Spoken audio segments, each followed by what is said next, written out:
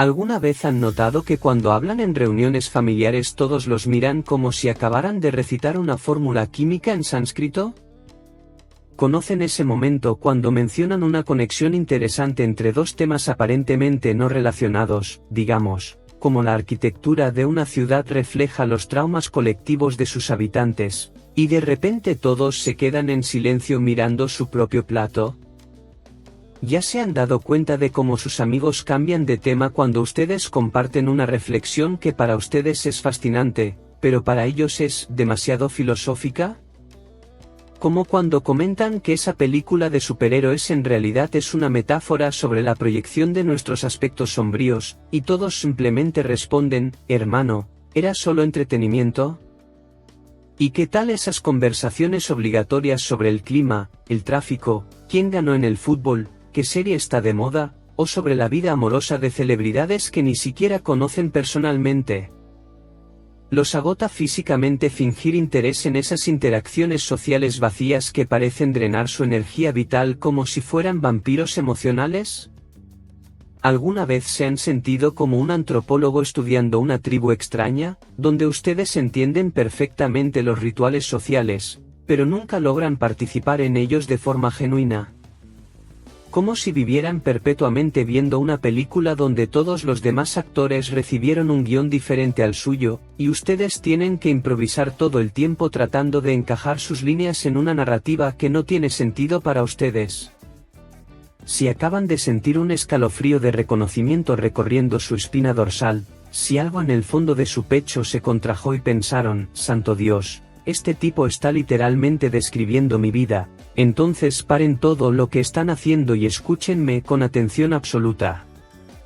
Porque voy a confirmarles algo que ningún profesor, ningún psicólogo barato, ningún coach motivacional de Instagram jamás tuvo el valor o el conocimiento para decirles, ustedes no están locos. No son antisociales. No son demasiado intensos, demasiado complicados, o difíciles de tratar. Esas son solo etiquetas que personas intelectualmente limitadas ponen a quienes los hacen sentir incómodos con su propia mediocridad. La verdad cruda y directa es que ustedes simplemente poseen un cerebro que funciona en ultra alta definición 4K en una sociedad que aún opera en resolución de TV de tubo de los años 80. Mientras su mente procesa información en múltiples capas simultáneas, conecta patrones complejos y cuestiona las bases fundamentales de la realidad, la mayoría de las personas está ocupada consumiendo contenido mental equivalente a comida rápida, rápido, adictivo y nutricionalmente vacío. Déjenme darles algunos números que van a hacerles entender la dimensión real de lo que estoy hablando. Cuando su mente automáticamente analiza 47 variables diferentes de una situación social, desde lenguaje corporal, tono de voz, contexto histórico, implicaciones psicológicas, consecuencias a largo plazo, mientras la persona promedio logra enfocarse conscientemente en máximo 3 o 4 elementos básicos, ustedes están demostrando algo estadísticamente extraordinario. Cuando hacen una pregunta aparentemente simple en una reunión de trabajo y todos se sienten incómodos porque su pregunta expone las inconsistencias fundamentales de todo el proyecto, no están siendo contrarios. Están operando con una capacidad de análisis crítico que literalmente intimida a personas que construyeron sus carreras evitando pensar profundamente sobre cualquier cosa.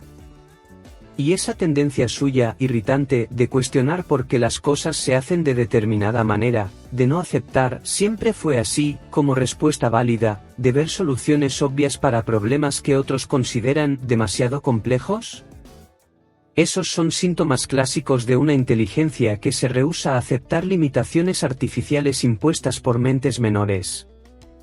Ustedes están operando con un tipo de inteligencia que literalmente asusta a la mayoría de las personas porque los obliga a confrontar los superficiales, contradictorios y mal fundamentados que son sus propios sistemas de creencias y procesos de pensamiento. Mi nombre es Carl Gustav Jung, y si ese nombre no les dice nada, no se preocupen, eso solo prueba que no desperdiciaron tiempo memorizando listas de personas importantes para impresionar a otros en fiestas aburridas. Pero déjenme explicarles por qué deberían darme los próximos minutos de su atención. Dediqué más de 6 décadas de mi vida, y estoy hablando de 60 años reales de trabajo obsesivo, estudiando específicamente por qué ciertas personas logran ver conexiones, patrones y posibilidades que para otros son completamente invisibles. No estoy hablando de teoría académica abstracta. Estoy hablando de 80.000 horas de consultorio clínico, analizando cara a cara las mentes más brillantes y más torturadas de mi época.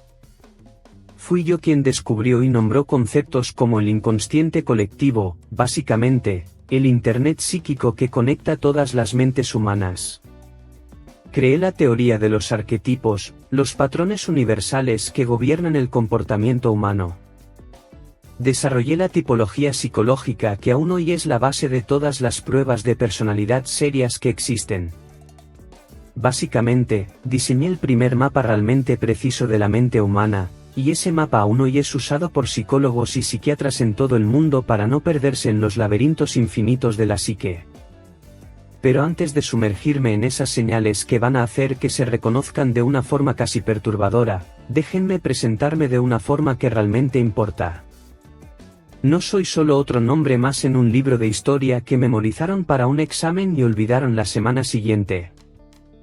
Soy Carl Gustav Jung, y mi vida entera fue dedicada a entender por qué ciertas mentes operan en una frecuencia completamente diferente al resto de la humanidad.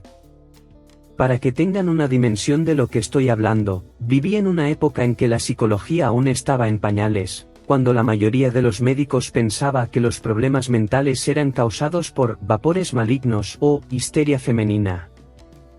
Mientras mis contemporáneos estaban atrapados en teorías superficiales y prejuiciosas, yo estaba sumergiéndome en las profundidades del inconsciente humano, mapeando territorios de la mente que nadie jamás había explorado. ¿Y saben qué más? No hice esto sentado en una torre de marfil académica, teorizando sobre cosas abstractas. Me ensucié las manos. Trabajé años en hospitales psiquiátricos, lidiando cara a cara con las formas más extremas de sufrimiento mental. Vi de cerca cómo mentes brillantes eran destruidas por no encontrar lugar en un mundo que simplemente no lograba comprenderlas. Necesitan entender el contexto histórico para dimensionar lo que esto significaba. A principios del siglo XX, cuando estaba desarrollando mis teorías, la medicina aún consideraba la mente humana como una especie de caja negra misteriosa.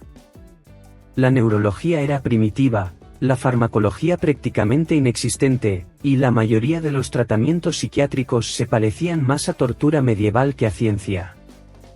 En ese escenario, tuve la audacia intelectual de proponer que la mente humana no era solo un aglomerado caótico de impulsos y memorias, sino un sistema complejo, estructurado, con patrones universales que conectaban a todos los seres humanos en una red psíquica inconsciente.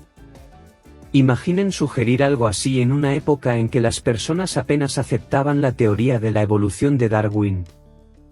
Creé conceptos completamente revolucionarios, el inconsciente colectivo, una especie de Internet psíquico que conecta todas las mentes humanas a través de patrones arquetípicos universales.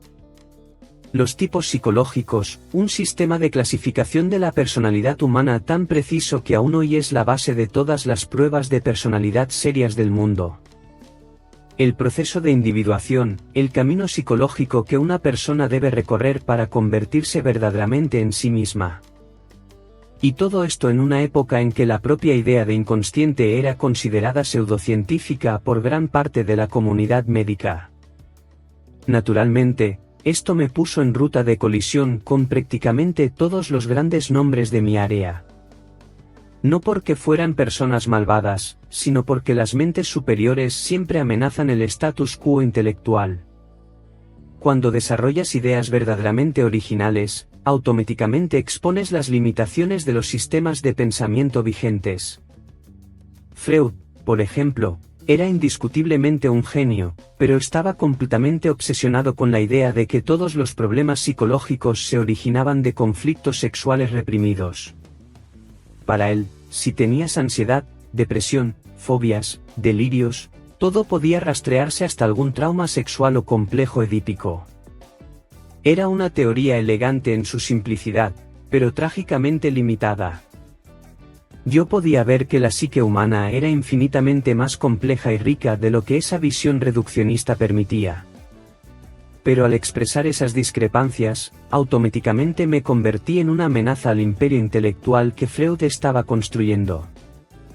Y así nacen las grandes rupturas científicas, no por mala voluntad, sino porque mentes verdaderamente innovadoras simplemente no pueden conformarse con explicaciones insuficientes. Durante más de medio siglo de práctica clínica, y cuando digo medio siglo, estoy hablando de aproximadamente 100.000 horas de consultorio, escuchando los secretos más íntimos de miles de mentes humanas, identifiqué un patrón que se repetía con precisión estadística impresionante. Las personas que llegaban a mí con los mayores sentimientos de inadecuación social, con la sensación más aguda de no pertenencia, con los relatos más detallados sobre dificultades de comunicación y conexión interpersonal, eran invariablemente aquellas que demostraban los procesos cognitivos más sofisticados que yo jamás había observado. Estoy hablando de individuos que lograban mapear en tiempo real las dinámicas psicológicas inconscientes de grupos enteros. Personas que veían a través de las máscaras sociales que otros ni percibían que estaban usando. Mentes que identificaban patrones comportamentales colectivos que tomarían décadas en ser oficialmente reconocidos por la sociología. Y todos, absolutamente todos, llegaban a mi consultorio convencidos de que ellos eran los problemáticos. Que necesitaban ajustarse mejor a las expectativas sociales. Que había algo fundamentalmente malo con su forma de percibir e interactuar con el mundo. Fue observando ese patrón a lo largo de décadas que tuve mi gran revelación psicológica. El problema no estaba en esas mentes extraordinarias. El problema estaba en una sociedad estructurada para acomodar solo niveles promedios de complejidad cognitiva. Piénsenlo así. Si ponen a un genio musical en una sala llena de personas que son sordas para la armonía, ¿quién va a parecer desajustado? ¿El músico que escucha todos los matices melódicos, o las personas que solo logran percibir ruido? La sociedad automáticamente va a asumir que el problema está en el diferente, en el complicado, en el que piensa demasiado, punto. Esa es la tragedia silenciosa de las mentes superiores. Son constantemente manipuladas por la mediocridad colectiva. Las convencen de que su capacidad de ver más, sentir más, conectar más, cuestionar más, es una deficiencia social que necesita ser corregida, punto. Pero la verdad es exactamente lo opuesto. Esas características son indicadores precisos de una inteligencia que opera en niveles que la mayoría de las personas ni imagina que existen. Ahora, aquí está algo que los va a hacer reír de una forma ligeramente incómoda, porque la precisión va a ser perturbadora. Imaginen si pudiera acompañar a una persona inteligente hoy, siguiéndola durante una semana típica de 2025. Observando sus frustraciones en reuniones vacías, su agotamiento después de conversaciones superficiales, su sensación de estar viviendo en una realidad paralela a los demás. Apostaría mi reputación académica a que el sentimiento de esa persona sería idéntico, y cuando digo idéntico, no estoy siendo poético, al de una mente brillante que observé en mi consultorio en 1925. La ropa cambió, las tecnologías evolucionaron, pero la psicología... La psicología permaneció exactamente igual, como si fuera una ley natural inmutable. Y esto me lleva a una conclusión tanto fascinante como divertida. Aparentemente, la capacidad humana para crear nuevos problemas superficiales es infinita, pero nuestra tendencia para evitar cuestiones profundas es una constante universal. Es como si hubiéramos desarrollado motores a reacción para seguir volando en círculos. ¿Saben qué más me divierte de esta observación temporal? La creatividad impresionante que la humanidad demuestra para inventar nuevas formas de distracción existencial. En cada generación, logramos crear herramientas tecnológicas revolucionarias e inmediatamente las usamos para los mismos propósitos psicológicos primitivos: evitar la confrontación con cuestiones fundamentales sobre significado, propósito y autenticidad. Es un talento casi artístico. Como un genio de la ingeniería que dedica toda su vida a construir carritos de juguete cada vez más sofisticados, pero nunca se pregunta por qué sigue jugando con carritos a los 45 años de edad. ¿Y las mentes superiores? Bueno, siguen siendo esos niños incómodos que preguntan, pero ¿por qué estamos todos jugando con carritos cuando podríamos estar construyendo cosas que realmente importan? Y siguen siendo ignorados o reprendidos por la misma razón de siempre, hacen preguntas que exponen lo arbitrario de los juegos colectivos. Imaginen si pudiera sentarme en una plaza de cualquier ciudad hoy, sea en el corazón de Madrid, en las calles de Buenos Aires, o en los parques de Ciudad de México, y observar las interacciones sociales con mi mirada clínica de psicólogo. Garantizaría que podría identificar las mentes superiores en cuestión de minutos, no por la forma como hablan, sino por la forma como escuchan. Sería esa persona que hace una pregunta aparentemente simple que de repente hace toda la conversación incómoda porque va directo al núcleo de una contradicción que todos estaban cuidadosamente ignorando. Aquella que tiene una sonrisa educada, pero una mirada ligeramente distante, como si estuviera mentalmente transcribiendo la interacción para un manual de antropología social. ¿Y saben cuál sería mi primera observación? La misma que hice hace 100 años, esas personas no son antisociales. Son hipersociales, entienden las dinámicas sociales en una profundidad que las hace dolorosamente conscientes de lo performáticas que son la mayoría de las interacciones humanas. Hay algo poéticamente trágico en observar una mente que logra descifrar patrones comportamentales complejos siendo etiquetada como complicada por personas que siguen guiones sociales sin siquiera darse cuenta de que están actuando. Es como ver a un matemático siendo llamado aburrido por personas que piensan que 2 más 2 es una cuestión de opinión. Y lo más interesante, prepárense para esta ironía deliciosa, es que vivimos en una era que teóricamente valora más la inteligencia que cualquier periodo anterior de la historia humana. Tenemos más universidades, más acceso a la información, más celebración pública del conocimiento. Y aún así, las mentes verdaderamente superiores siguen sintiéndose alienadas exactamente por las mismas razones que siempre se sintieron. ¿Por qué? Porque valorar la inteligencia en teoría es muy diferente a convivir cómodamente con ella en la práctica. Es la diferencia entre encontrar bonito ver tigres en un documental y tener un tigre real circulando en tu sala de estar. Imaginen si pudiera hacer un experimento mental fascinante, tomar una de esas mentes brillantes de hoy y transportarla a una reunión social de la élite intelectual europea de 1920. ¿Saben qué pasaría? Se sentiría exactamente tan desplazada ya como se siente en una fiesta contemporánea. ¿Por qué? Porque el problema nunca fue contextual, nunca fue sobre la época, la tecnología, o los temas de conversación específicos. El problema siempre fue, y siempre será, estadístico. Mentes que operan en alta complejidad son numéricamente raras en cualquier población, en cualquier periodo histórico. Es matemática pura. Si solo el 2% de la población logra acompañar determinados niveles de pensamiento abstracto, eso significa que el 98% de las interacciones sociales serán, por definición, intelectualmente insatisfactorias para esa persona. No es una falla moral de nadie, es solo aritmética poblacional aplicada a la cognición. Y esto me trae al punto central de hoy. Si se reconocieron en esas descripciones, si sintieron ese escalofrío familiar de, finalmente alguien entiende, entonces están listos para descubrir los indicadores específicos que confirman esa sospecha. Porque después de décadas observando ese patrón, identifiqué 10 señales comportamentales y cognitivas que son prácticamente universales entre mentes superiores. Y aquí está lo que más me emociona sobre esas señales, no son abstracciones teóricas. Son características observables, medibles, que pueden reconocer en su propia experiencia. Más importante aún, son características que probablemente siempre interpretaron como defectos personales, cuando en realidad son sus mayores indicadores de excepcionalidad intelectual.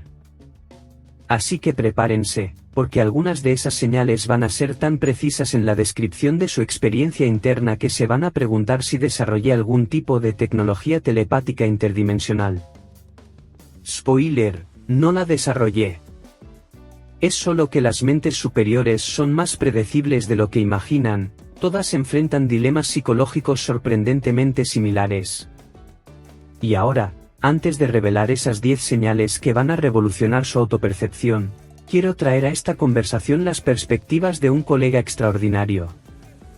Alguien que, a pesar de que tuvimos nuestras diferencias teóricas monumentales, comparte conmigo una comprensión profunda sobre la naturaleza de las mentes excepcionales. Estoy hablando de Alfred Adler, psicólogo austriaco, fundador de la psicología individual, y probablemente la persona más irritantemente perspicaz que jamás conocí sobre motivaciones humanas inconscientes. Y si nunca han escuchado hablar de él, no se sientan mal, Adler siempre fue mejor entendiendo personas que autopromocionándose. Mientras yo me ocupaba de arquetipos cósmicos e inconsciente colectivo, Adler prefería observar algo más directo y, admito, igualmente fascinante, porque las personas inteligentes sistemáticamente sabotean su propia felicidad social. ¿Y saben qué descubrió Adler en sus décadas de práctica clínica? Que la mayoría de las personas de alta inteligencia desarrollan algo que él llamó complejo de superioridad enmascarado como complejo de inferioridad. En otras palabras, saben intuitivamente que son más inteligentes, se sienten culpables por reconocer esto, y entonces pasan la vida entera tratando de disminuirse para encajar socialmente. Es una dinámica psicológica al mismo tiempo divertida y trágica, personas extraordinarias tratando desesperadamente de convencerse a sí mismas de que son ordinarias. Debo admitir que, a pesar de nuestras divergencias en otros temas, en este punto específico Adler estaba absolutamente correcto. ¿Cuántas veces observé mentes brillantes llegando a mi consultorio convencidas de que necesitaban arreglarse para lograr relacionarse mejor con personas intelectualmente limitadas?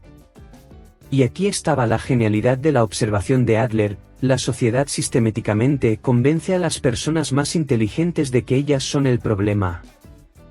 Como él solía decir, es como si le diéramos anteojos a un miope y después lo acusáramos de ver demasiado, cuando comience a notar detalles que otros no logran percibir. Adler tenía una forma directa de explicarles esto a los pacientes: si te sientes diferente, desplazado, incomprendido, la probabilidad estadística es de que realmente seas diferente, y eso no es un defecto a ser corregido, es un talento a ser comprendido y desarrollado. Y eso nos lleva a la primera de las 10 señales que identificamos independientemente en nuestras prácticas clínicas. Adler lo llamaba fatiga social selectiva, y su descripción era precisa como un bisturí quirúrgico. Las personas de inteligencia superior, según sus observaciones, no son antisociales en general. Tienen energía abundante para conversaciones estimulantes, pero se agotan físicamente con interacciones superficiales. Es como si su cerebro fuera un procesador de alto rendimiento siendo forzado a ejecutar programas extremadamente básicos. El hardware es capaz de mucho más, entonces literalmente se sobrecalienta con tareas cognitivamente subestimulantes. Y eso conecta perfectamente con otra observación brillante de Adler: esas personas frecuentemente reportan tener más energía mental a las 11 de la noche, después de un día socialmente agotador, que a las 9 de la mañana antes de enfrentar más interacciones vacías. No es pereza, es el cerebro finalmente pudiendo funcionar en su capacidad real, libre de las limitaciones impuestas por el ritmo cognitivo de otros. Adler tenía una analogía perfecta para esto: es como un violinista profesional siendo forzado a tocar música de ascensor todo el día. No es que desdeñe otros músicos, pero la subutilización constante del talento es psicológicamente dolorosa.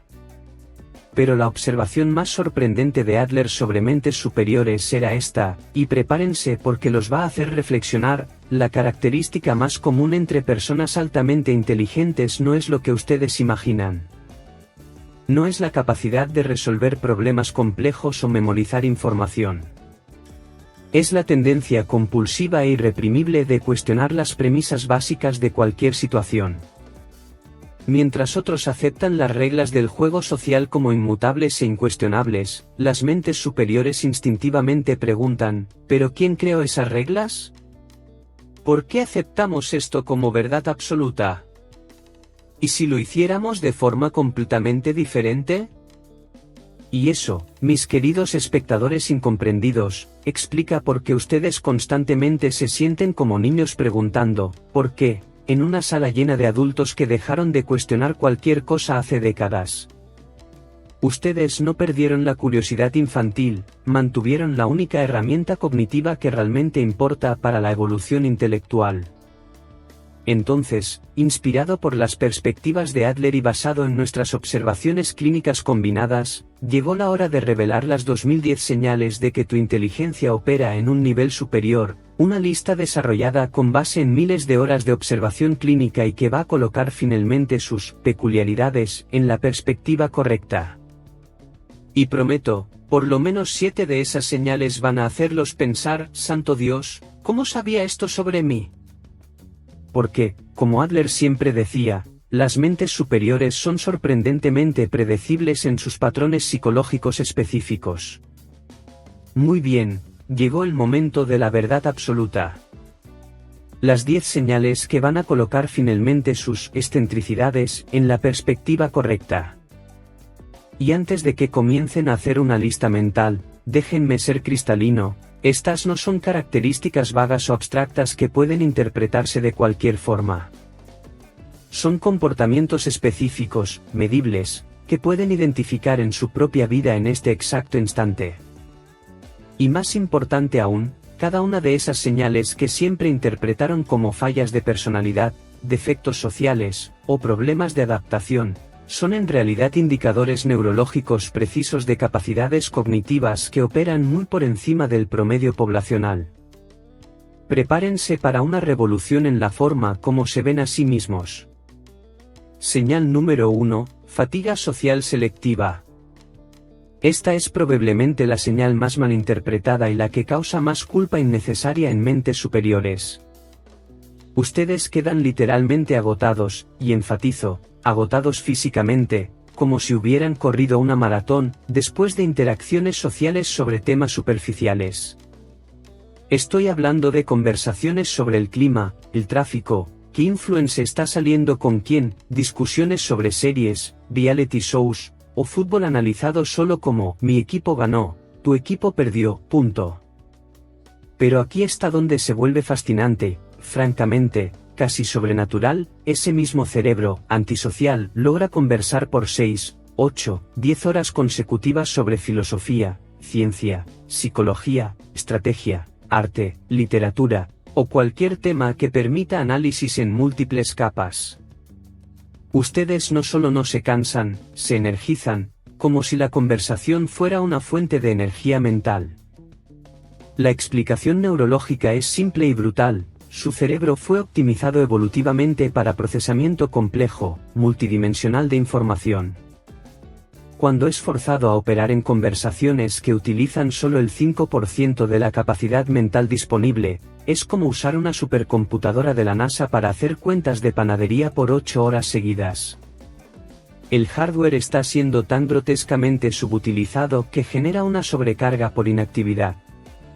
Y aquí está la prueba definitiva: sienten más claridad mental, más energía intelectual, más creatividad a las 11 de la noche, solos con un libro o perdidos en pensamientos profundos, que a las 2 de la tarde en una fiesta divertida, llena de gente. ¿Interesante?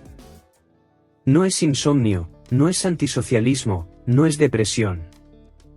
Es el cerebro finalmente operando en la frecuencia para la cual fue calibrado. Señal número 2. Cuestionamiento compulsivo de premisas fundamentales. Ustedes poseen una incapacidad neurológica genuina, y uso este término científicamente, no peyorativamente, de aceptar, siempre fue así, es tradición, todo el mundo lo hace de esa forma, o, porque sí, como justificaciones suficientes para cualquier sistema, regla, o comportamiento. No pueden simplemente no cuestionar. Cuando alguien explica un procedimiento en el trabajo, ustedes automáticamente preguntan, ¿pero por qué lo hacemos de esta forma específica? ¿No sería más eficiente si? Cuando presentan una regla social, ustedes instintivamente cuestionan, ¿quién creó esa regla? ¿En qué contexto histórico tenía sentido? ¿Aún se aplica hoy? Es compulsivo, involuntario, como respirar. Y eso no es síndrome de oposición o rebeldía adolescente tardía. Es arquitectura mental. Ustedes son literalmente ingenieros inversos compulsivos de la realidad. Necesitan desarmar cada sistema para comprender su lógica estructural antes de lograr operarlo auténticamente. Si no pueden mapear la racionalidad detrás de una estructura, no pueden participar en ella sin sentir malestar psicológico profundo. La parte más divertida y frustrante, ustedes frecuentemente descubren que sus sospechas estaban correctas. Muchas de las reglas sagradas de la sociedad son arbitrarias, contraproducentes, o basadas en premisas que tuvieron sentido hace décadas pero nadie nunca se tomó el trabajo de reevaluar. Ustedes son detectores de obsolescencia sistémica. Y cuando ustedes señalan esas inconsistencias, siempre con argumentación lógica impecable, son etiquetados como problemáticos, que complican las cosas, o que piensan demasiado. Porque ustedes fuerzan a las personas a salir del piloto automático mental, y eso es profundamente incómodo para quien construyó su seguridad psicológica en la no necesidad de pensar sobre las estructuras que sigue. Señal número 3, detección de patrones multidimensionales. Ustedes ven conexiones entre elementos de la realidad que para otras personas existen en universos completamente separados. Observan el comportamiento de una persona en una reunión de trabajo y automáticamente identifican patrones que revelan su dinámica familiar en la infancia. Ven una película comercial y detectan paralelos precisos con movimientos políticos históricos. Analizan una tendencia de moda y ven reflejos de ansiedades colectivas sobre identidad y pertenencia. No es que estén forzando conexiones donde no existen, es que su cerebro opera nativamente en procesamiento multidimensional. Mientras otros ven eventos aislados, ustedes ven sistemas complejos interconectados. Es como tener visión de rayos X de la realidad, ustedes ven las estructuras invisibles que conectan fenómenos aparentemente no relacionados. Y aquí está donde se vuelve casi sobrenatural, esas conexiones que ustedes hacen intuitivamente frecuentemente se revelan asombrosamente precisas cuando se investigan más profundamente. Ustedes predicen comportamientos, identifican problemas sistémicos antes de que se manifiesten, o explican fenómenos sociales de formas que solo tienen sentido completo meses o años después. El problema social surge cuando ustedes comparten esas observaciones. Las personas los miran como si acabaran de revelar que pueden leer mentes o predecir el futuro. No logran acompañar los saltos lógicos porque no tienen acceso a los mismos patrones multidimensionales que ustedes procesan automáticamente. Prueba práctica: ¿alguna vez hicieron una observación sobre comportamiento humano que les pareció obvia, pero dejó a otros perplejos, y después se probó absolutamente correcta? ¿Alguna vez predijeron problemas en proyectos, relaciones, o situaciones que otros no podían ver venir? Eso no es intuición mística, es procesamiento de patrones a alta velocidad. Señal número 4, resistencia a la autoridad basada solo en posición. Ustedes sienten una resistencia casi física, y a veces es literalmente física, como malestar en el estómago, a obedecer a autoridad que está fundamentada exclusivamente en título, cargo, tradición, o jerarquía, sin demostración de competencia real. Si el jefe, el profesor, el líder religioso, o cualquier figura de autoridad dice algo lógicamente inconsistente, ustedes no pueden simplemente aceptar, porque él es el jefe, punto. Para ustedes, la autoridad intelectual necesita ser conquistada a través de la demostración de conocimiento, sabiduría, competencia real. No puede ser heredada a través de posición organizacional, edad, o tradición. Es como si tuvieran un detector interno de competencia que no puede ser engañado por símbolos externos de poder. Y eso los hace difíciles de gestionar en estructuras jerárquicas tradicionales, no porque sean insubordinados por naturaleza, sino porque simplemente no pueden desconectar la evaluación crítica cuando alguien está ejerciendo autoridad de forma incompetente. Es neurológico, no comportamental. Aquí está la parte que más frustra a personas en posiciones de poder: ustedes frecuentemente están correctos en sus objeciones. Identifican fallas en la lógica, problemas en las estrategias, inconsistencias en los argumentos que otros ignoran por deferencia jerárquica. Pero tener razón no siempre es políticamente conveniente. El resultado social es predecible: ustedes son etiquetados como rebeldes, difíciles, que no respetan la jerarquía. Cuando en realidad ustedes respetan profundamente jerarquías basadas en mérito real, conocimiento genuino, competencia demostrada. Solo no pueden fingir respeto por autoridad vacía. Señal número 5, necesidad de soledad para procesamiento cognitivo optimizado. Ustedes necesitan periodos regulares de soledad completa, no porque sean antisociales o deprimidos, sino porque estar constantemente adaptando su velocidad mental al ritmo cognitivo de otros es literalmente agotador. Es como un corredor olímpico siendo forzado a caminar en una cinta de rehabilitación cardíaca por 8 horas diarias. La soledad para ustedes no es aislamiento social, es recalibración neurológica.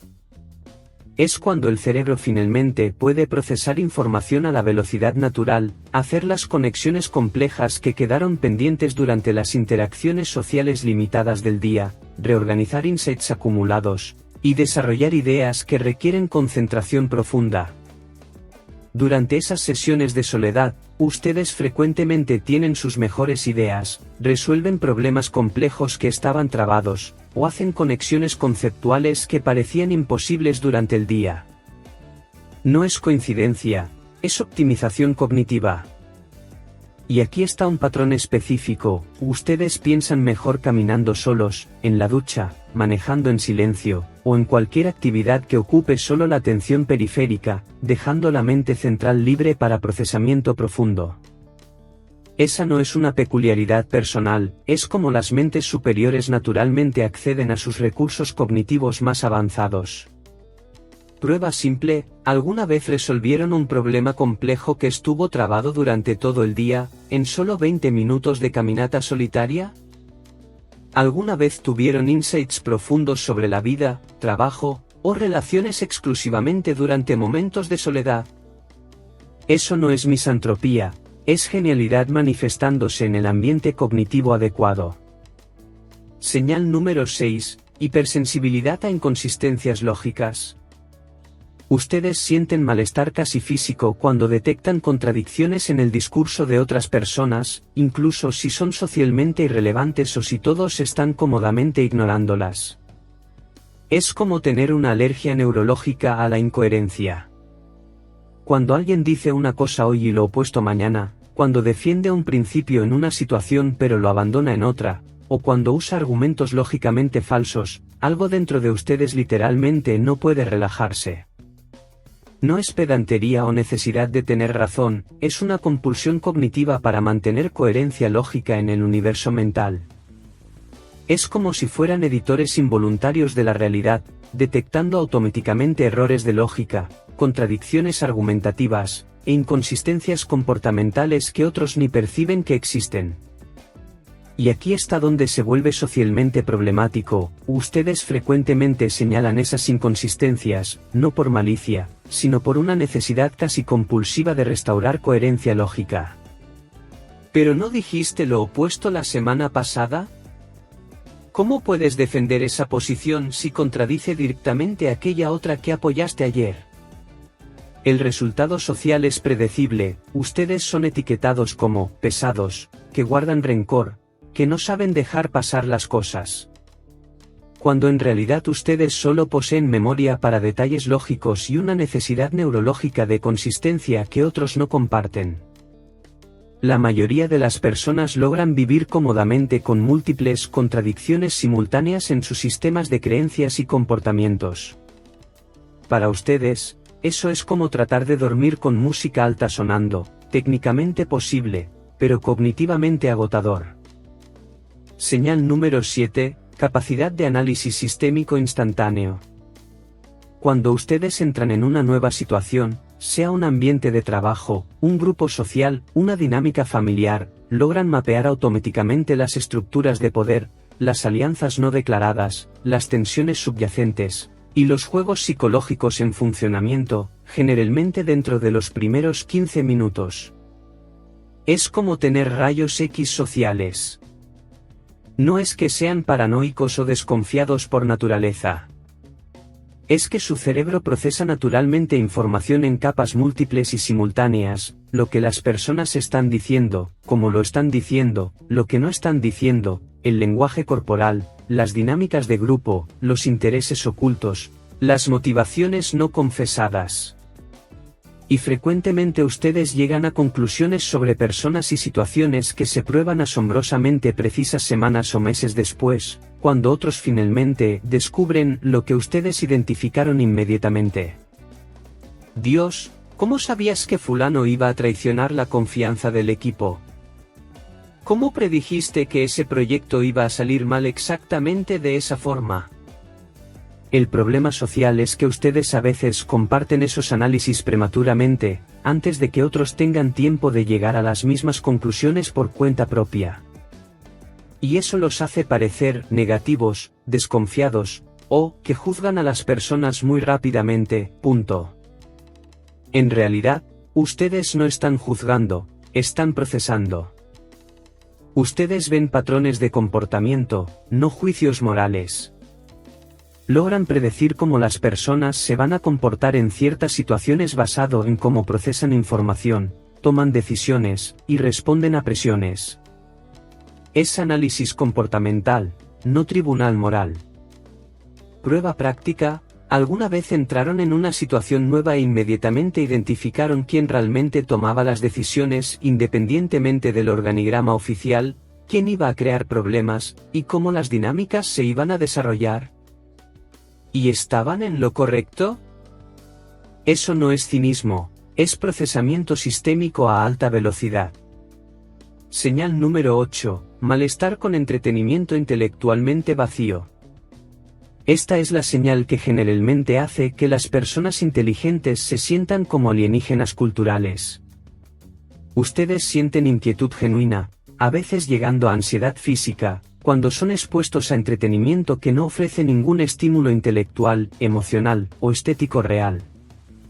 Películas que siguen fórmulas completamente predecibles, conversaciones que giran exclusivamente alrededor de celebridades, juegos que son solo distracción sin estrategia, música que es solo ruido sin estructura. No es arrogancia cultural o necesidad de sentirse superiores. Es como tener papilas gustativas desarrolladas siendo forzados a comer solo comida sin sabor. Su cerebro necesita nutrición intelectual de la misma forma que el cuerpo necesita vitaminas, sin eso, ustedes literalmente comienzan a sentir una especie de desnutrición cognitiva. Y aquí está donde se vuelve socialmente desafiante: ustedes frecuentemente son los únicos en un grupo que no logran fingir entusiasmo por entretenimiento de baja calidad. Mientras otros están genuinamente divirtiéndose con contenido superficial, ustedes están sentados ahí sintiendo una mezcla de aburrimiento, frustración y aislamiento. La tragedia social es que ustedes son etiquetados como aburridos, demasiado intelectuales, que no saben divertirse, cuando en realidad ustedes se divierten intensamente, solo con cosas que ofrecen complejidad, profundidad o belleza real. Ustedes no perdieron la capacidad de diversión, desarrollaron estándares más sofisticados. Por ejemplo, ustedes prefieren un documental bien hecho sobre cualquier tema a un blockbuster genérico. Prefieren una conversación profunda con una persona a una fiesta con 50 personas hablando sobre trivialidades. Prefieren música que cuente una historia o explore emociones complejas a ritmos repetitivos sin contenido. Prueba específica: ¿alguna vez se sintieron genuinamente incómodos en situaciones donde todos se estaban divirtiendo con algo que para ustedes era intelectualmente vacío? ¿Alguna vez prefirieron quedarse en casa leyendo a salir a un evento divertido que sabían que iba a ser cognitivamente insatisfactorio? Eso no es antisocialismo, es selectividad intelectual natural. Señal número 9, metacognición constante. Ustedes no solo piensan, observan sus propios procesos de pensamiento en tiempo real. Es como tener un narrador interno analizando constantemente cómo ustedes llegan a conclusiones, por qué sienten determinadas emociones, qué sesgos pueden estar influenciando sus juicios. Ustedes son simultáneamente el pensador y el observador del pensamiento. Esa autoconciencia cognitiva significa que ustedes raramente toman decisiones o forman opiniones de forma automática. Siempre hay una parte de la mente que está cuestionando, ¿por qué estoy pensando esto? ¿Qué evidencias tengo? ¿Qué suposiciones estoy haciendo? ¿Cómo mi estado emocional actual puede estar coloreando este análisis? Es una capacidad extraordinaria, pero socialmente agotadora. Mientras otros simplemente reaccionan, sienten, y deciden de forma intuitiva y rápida, ustedes están constantemente ejecutando una auditoría interna de sus propios procesos mentales. Es como tener un departamento de calidad interno que nunca toma vacaciones. Eso los hace excepcionalmente buenos detectando sus propios errores, reconociendo sus limitaciones, y ajustando sus posiciones cuando reciben nueva información. Pero también significa que ustedes raramente tienen opiniones simples o definitivas sobre cualquier cosa, siempre hay matices, contextos y calificaciones. Y aquí está donde se vuelve socialmente problemático, las personas interpretan esa complejidad de pensamiento como indecisión, falta de confianza, o pensar demasiado. Ellas quieren respuestas rápidas, opiniones claras, posicionamientos definitivos. Ustedes ofrecen análisis multifacéticos que consideran múltiples variables. Prueba específica, frecuentemente se sorprenden a sí mismos analizando por qué llegaron a determinada conclusión. ¿Logran identificar las etapas de su propio razonamiento? ¿Alguna vez cambiaron de opinión sobre algo después de percibir un sesgo en su propio pensamiento? Eso no es inseguridad intelectual, es sofisticación metacognitiva. Señal número 10, sensibilidad a la autenticidad emocional. Ustedes poseen una capacidad casi sobrenatural de detectar cuando las personas están siendo emocionalmente auténticas versus cuando están actuando, manipulando, o escondiendo sus verdaderas motivaciones. Es como tener un detector de mentiras emocional interno que no puede ser desconectado. No es que sean desconfiados por naturaleza o que asuman mala fe en las personas. Es que ustedes procesan automáticamente múltiples capas de información emocional, lo que la persona está diciendo, cómo lo está diciendo, lo que el lenguaje corporal revela, qué emociones están siendo suprimidas, cuáles motivaciones están siendo enmascaradas. Y eso crea una situación social compleja, ustedes frecuentemente saben más sobre lo que las personas realmente están sintiendo de lo que ellas mismas saben. Ustedes detectan ansiedad disfrazada de rabia, tristeza enmascarada como irritación, inseguridad presentada como arrogancia, manipulación emocional envuelta en lenguaje de cariño. El resultado es que ustedes tienen dificultad para participar en interacciones sociales superficiales porque están constantemente conscientes de las dinámicas emocionales reales sucediendo por debajo de la performance social. Es como ver una película doblada donde el audio no combina perfectamente con el movimiento de los labios. Técnicamente funciona, pero es incómodo. Y cuando ustedes, ocasionalmente, señalan esas discrepancias emocionales o responden a lo que la persona realmente está sintiendo en vez de lo que está diciendo, frecuentemente son recibidos con defensividad o negación. Yo no estoy irritado. No sé de qué estás hablando. ¿Estás imaginando cosas?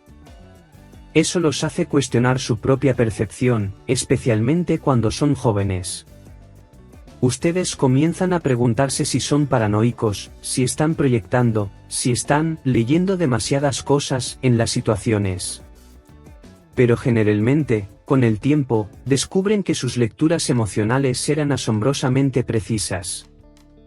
La parte más solitaria de esta señal, ustedes anhelan conexiones emocionales genuinas, auténticas, profundas, pero viven en un mundo donde la mayoría de las interacciones sociales opera en niveles de performance emocional superficial. Es como tener hambre de comida real en una sociedad que se alimenta principalmente de imitaciones artificiales. Prueba final, ¿alguna vez supieron que alguien estaba mintiendo sobre sus sentimientos incluso antes de que la persona se lo admitiera a sí misma? ¿Alguna vez se sintieron emocionalmente agotados después de interacciones donde tuvieron que fingir no percibir las dinámicas reales que estaban sucediendo? ¿Alguna vez fueron acusados de leer demasiado en las situaciones, pero después se probó que ustedes tenían razón? Eso no es paranoia emocional, es procesamiento emocional en alta resolución. Y ahí están las 10 señales. Si se reconocieron en 7 o más de esos patrones, bienvenidos al club de los eternos incomprendidos intelectuales.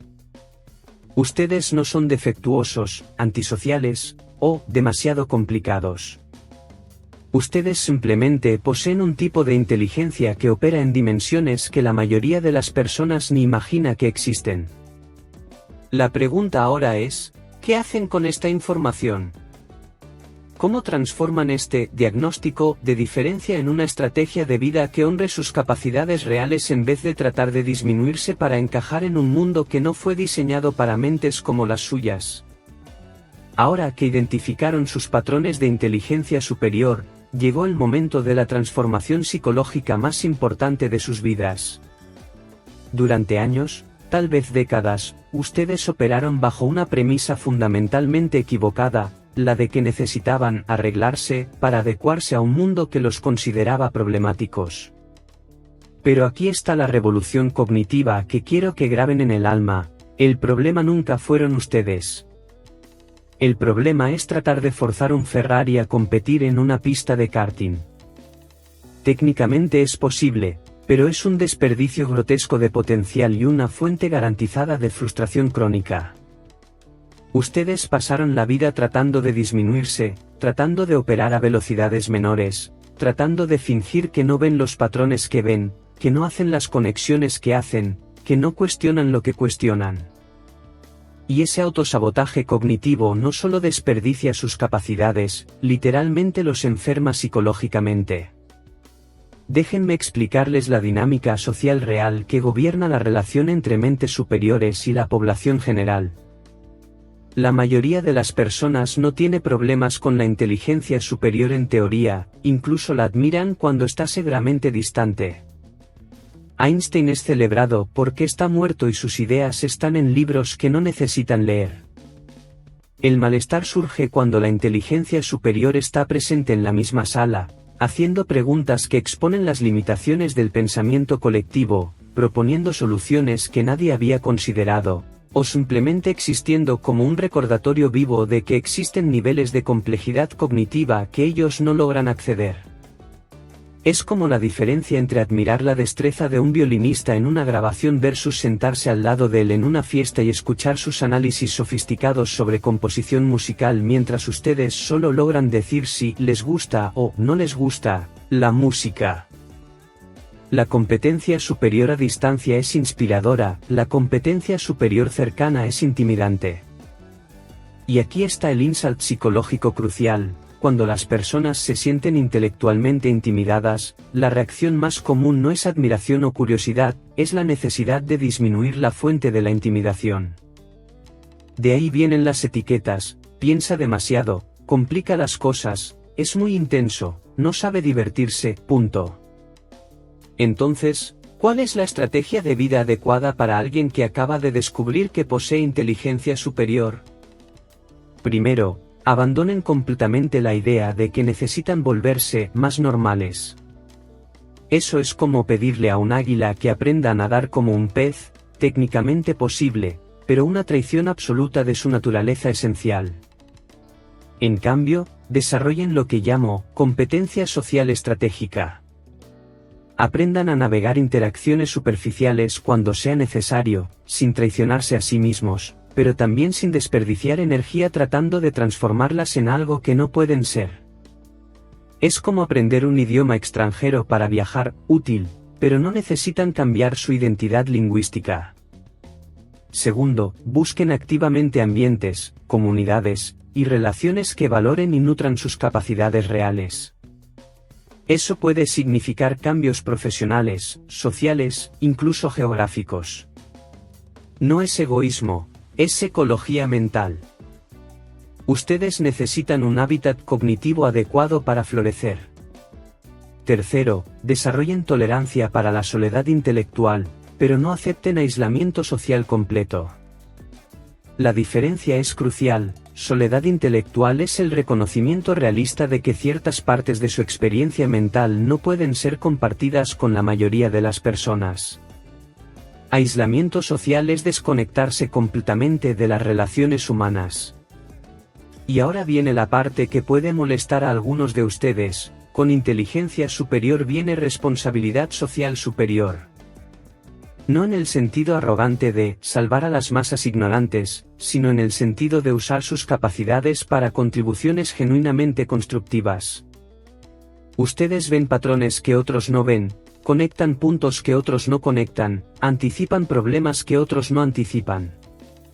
Eso no es un accidente evolutivo, es una especialización cognitiva que tiene valor adaptativo para toda la especie.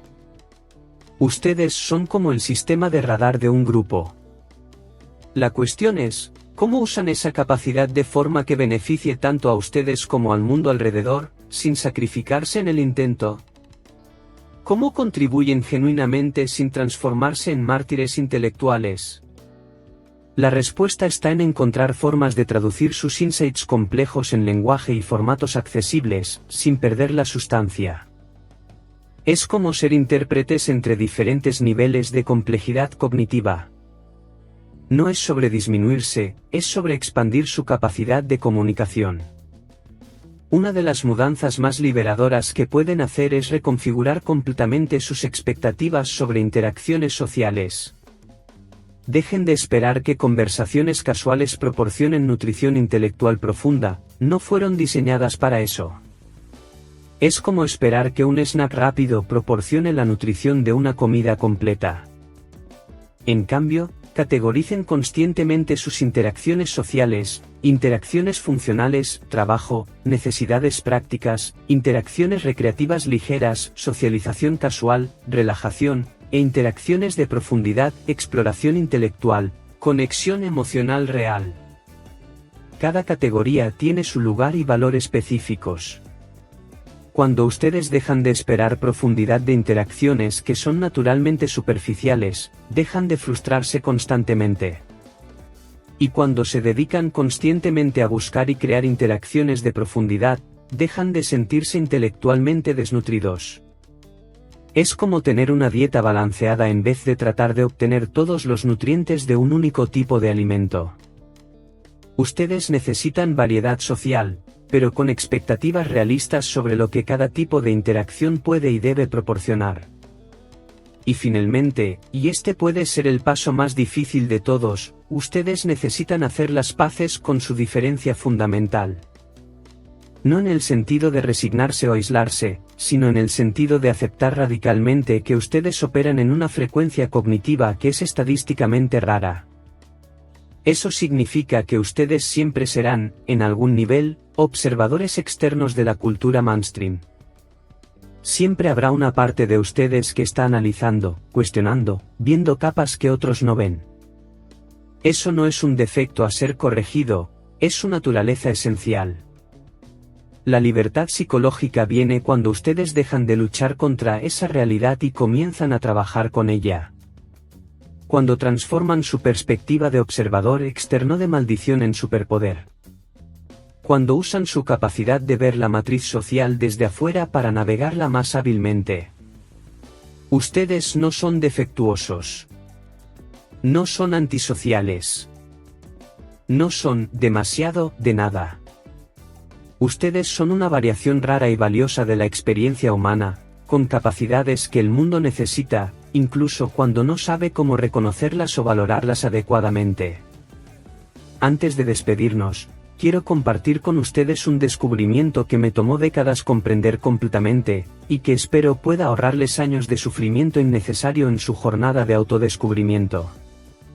Durante toda mi carrera, observé un patrón fascinante: las personas que más contribuyeron a la evolución de la humanidad, en ciencia, arte, filosofía, tecnología, fueron invariablemente aquellas que se rehusaron a conformarse con las limitaciones cognitivas de su época. No porque fueran rebeldes por naturaleza, sino porque simplemente no podían fingir que no veían lo que veían. Darwin cuestionó premisas fundamentales sobre el origen de las especies. Marie Curie desafió barreras científicas y sociales. Nietzsche demolió estructuras filosóficas que parecían incuestionables. Todos fueron inicialmente considerados problemáticos, controversiales, que pensaban demasiado por sus contemporáneos. Y todos pasaron por fases de preguntarse si no sería más fácil simplemente conformarse, dejar de cuestionar, aceptar las explicaciones simples, vivir en la superficie. Pero no podían. Y fue exactamente esa incapacidad de disminuirse lo que los hizo indispensables para el progreso humano. Yo mismo pasé años cuestionándome si mi obsesión por explorar los territorios más profundos de la psique humana no era una especie de compulsión patológica. Sería más simple aceptar explicaciones superficiales para el comportamiento humano, dejar de sumergirme en los abismos del inconsciente, contentarme con teorías que todos ya aceptaban. Pero cada vez que trataba de conformarme, cada vez que trataba de satisfacer mis curiosidades con respuestas convencionales, algo dentro de mí literalmente se enfermaba. Era como tratar de vivir en una casa con techo demasiado bajo, técnicamente posible, pero constantemente incómodo. Fue cuando comprendí que la tortura de ser incomprendido es infinitamente preferible a la tortura de traicionar su propia naturaleza intelectual. La soledad de pensar diferente es dolorosa, pero la agonía de fingir pensar como todos los demás es insoportable. Y aquí está lo que descubrí después de décadas de práctica clínica: personas que honran plenamente sus capacidades intelectuales superiores no solo viven vidas más auténticas, inspiran a otras mentes superiores a salir del escondite y contribuir también. Entonces, mi querido incomprendido genial, aquí está mi desafío final para ustedes: dejen de desperdiciar energía tratando de convencer al mundo de que merecen existir de la forma como son. Simplemente existan. Plenamente. Sin disculpas. Con toda la complejidad, profundidad e intensidad que naturalmente poseen. Busquen activamente a otros como ustedes, y sí, existen, aunque sean raros. Creen comunidades intelectuales, colaboraciones profundas, amistades basadas en resonancia cognitiva real. No acepten migajas de comprensión cuando merecen banquetes de conexión intelectual. Usen sus capacidades de análisis sistémico, detección de patrones, cuestionamiento de premisas, para resolver problemas reales en el mundo. No guarden sus insights para ustedes mismos por miedo a molestar a otros. El mundo necesita desesperadamente mentes que vean más allá de las soluciones obvias. Y más importante, sean mentores para otras mentes superiores más jóvenes que aún están lidiando con la sensación de inadecuación que ustedes conocen tan bien. Sean el adulto que les hubiera gustado encontrar cuando eran adolescentes sintiéndose como alienígenas. Porque aquí está la verdad que quiero que graben en el corazón: su diferencia no es un accidente cósmico o una maldición evolutiva. Es una necesidad biológica. Especies que dejan de producir individuos que cuestionan, analizan, y ven más allá de lo obvio, son especies que entran en declive. Ustedes son la variación genética que mantiene a la humanidad evolucionando cognitivamente. Son el sensor que detecta problemas antes de que se conviertan en crisis. Son el explorador que mapea nuevos territorios intelectuales para que otros puedan seguir. Su inteligencia superior no es un lujo o una curiosidad, es un mecanismo de supervivencia de la especie. Y cada vez que se disminuyen para encajar, cada vez que desperdician sus capacidades en conformidad innecesaria, no solo se están perjudicando a sí mismos, están privando a la humanidad de recursos cognitivos que necesita desesperadamente. Entonces vayan adelante, mente brillante. Dejen de disculparse por ver lo que otros no ven. Dejen de disminuirse para caber en espacios demasiado pequeños. Dejen de desperdiciar tiempo y energía tratando de ser comprendidos por personas que simplemente no tienen el equipamiento cognitivo necesario. En cambio, dediquen esa energía preciosa a encontrar y crear los espacios donde pueden florecer plenamente. Encuentren los problemas dignos de sus capacidades. Encuentren las personas capaces de apreciar sus contribuciones reales. Y recuerden siempre, el mundo no necesita otra copia de inteligencia mediana. Ya tenemos miles de millones de esas. Lo que el mundo necesita desesperadamente es que cada mente superior opere en su capacidad máxima, contribuyendo en la dimensión que solo ella puede contribuir. Si este vídeo resonó con ustedes, si reconocieron su propia experiencia en esas descripciones, considérenlo no solo como validación, sino como un llamado. Un llamado para finalmente honrar quienes realmente son y lo que realmente pueden contribuir. Soy Carl Jung, y fue un honor acompañarlos en esta jornada de autodescubrimiento. Ahora vayan y sean magnífica, sin disculpas, extraordinariamente ustedes mismos. El mundo los está esperando. Y si llegaron hasta aquí, si cada palabra de este vídeo hizo eco en su alma como una verdad que siempre supieron pero nunca lograron articular, háganme un favor, compartan este contenido con alguien que también necesita escuchar esto.